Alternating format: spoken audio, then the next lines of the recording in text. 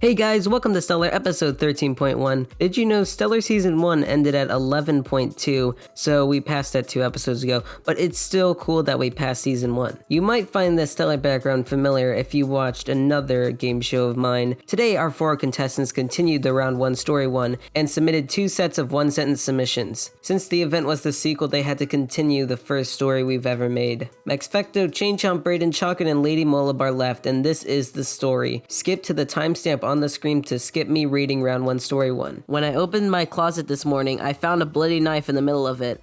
I found it quite annoying. My butcher husband keeps forgetting to clean up his tools after work, and it often stains my clothes. Fortunately, the dress I had planned for tonight's annual Meat Lovers convention was still in pristine condition, so my plan was still in motion. As my husband and I got ready for the convention, I looked at the news and PETA was protesting at the convention center. After 34 years in this backwater town equivalent to a sewage waste dump, this was the final piece of the news that broke the camel's back. So I decided it was time to spree kill the PETA protesters. A little smirk conquered my face as I yearned about ending the lives of those crusty protesters. So I gave my husband a slight wink and we both slowly reached into our pockets. My husband dangled the keys to his pink armored moped in front of me as I slapped my pockets repeatedly in panic. As I saw I had put my meat cleaver in there minutes before. He suggested I bring my chainsaw instead, but it did not match my dress at all.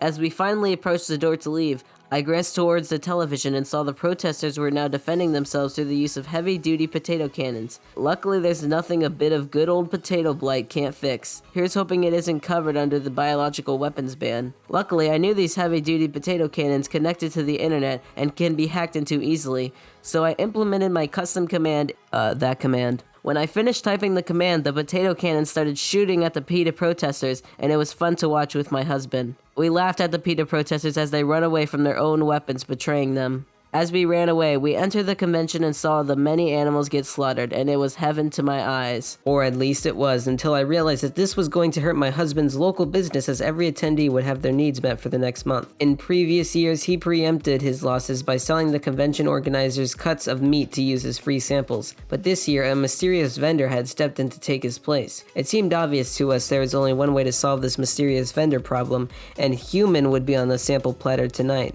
I attempted to start a scandal by sharing pictures of the chicken breast samples on Facebook and claiming that our unknown competitor was in fact feeding us cooked human flesh. I knew that if I played my cards right, I could butcher my competition and blame his disappearance on the idea that he fled the scene of his own crime. So I got out my meat cleaver and made sure I was last in line for the vendor. By the time I got near, however, it became clear that several convention goers had already gotten him first and were angrily demanding that he justify the rumors I had started. All I heard were a few short words attempting to disprove my lie before a slam of the sample platter crashing into the ground, and a full-on violent mob armed to the teeth with cleavers and bone saws interrupted him. Shortly after our competitor vanished into a sea of protesters, the crowd finally noticed our presence and started cheering for my husband, crowning him as the uncontested king of...